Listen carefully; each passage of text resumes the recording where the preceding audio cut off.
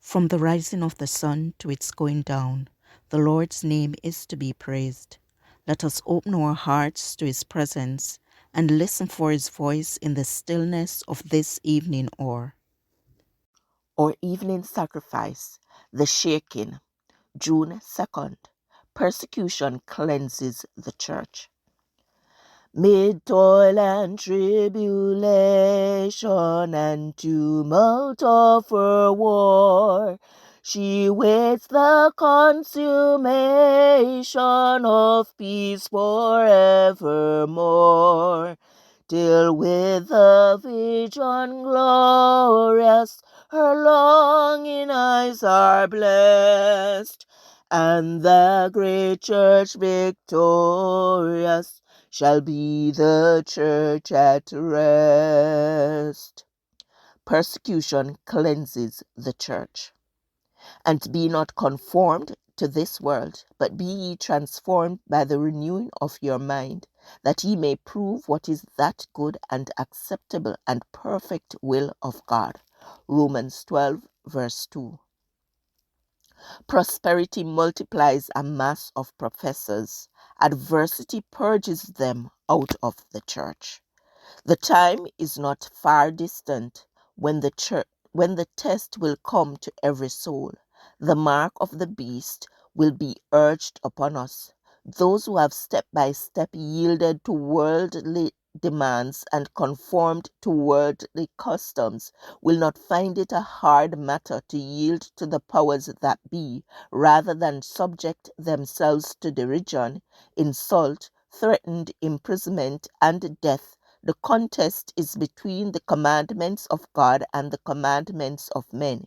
In this time, the gold will be separated from the dross in the church. In the absence of the persecution, there have drifted into our ranks men who appear sound and their Christianity unquestionable, but who, if persecution should arise, would go out from us. When the law of God is made void, the church will be sifted by fiery trials, and a larger proportion than we now anticipate will give heed to seducing spirits and doctrines of devils. The work which the church has failed to do in a time of peace and prosperity, she will have to do in a terrible crisis under most discouraging, forbidding circumstances. The warnings that worldly conformity has silenced or withheld must be given under the fiercest opposition from enemies of the faith. And at that time, the superficial, conservative, Ellen White is not here distinguishing theological conservatives from their liberal counterparts. She is describing those who put worldly conformity first and God's cause second. Conservative class whose influence has steadily retarded the progress of the work will renounce the faith. If Satan sees that the Lord is blessing his people and preparing them to discern his delusions, he will work with his master power to bring in fanaticism on the one hand and cold formalism on the other, that he may gather in a harvest of souls. Those who have had privileges and opportunities to become intelligent in regard to the truth and yet who continue to counterwork the work of God would have accomplished will be purged out, for God accepts the service of no man whose interest is divided. As trials thicken around us, both separation and unity will be seen in our ranks. Some who are now ready to take up weapons of warfare will in times of real peril make it manifest that they have not built upon the solid rock. They will yield to temptation.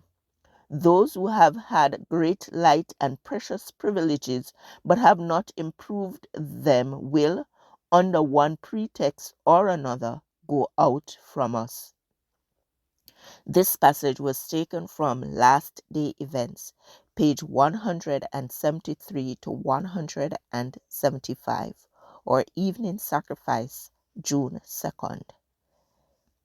Elect from every nation, yet one o'er all the earth, her charter of salvation, one Lord, one faith, one birth, one holy name she blesses, partakes one holy food, and to one hope she presses, with every grace endued.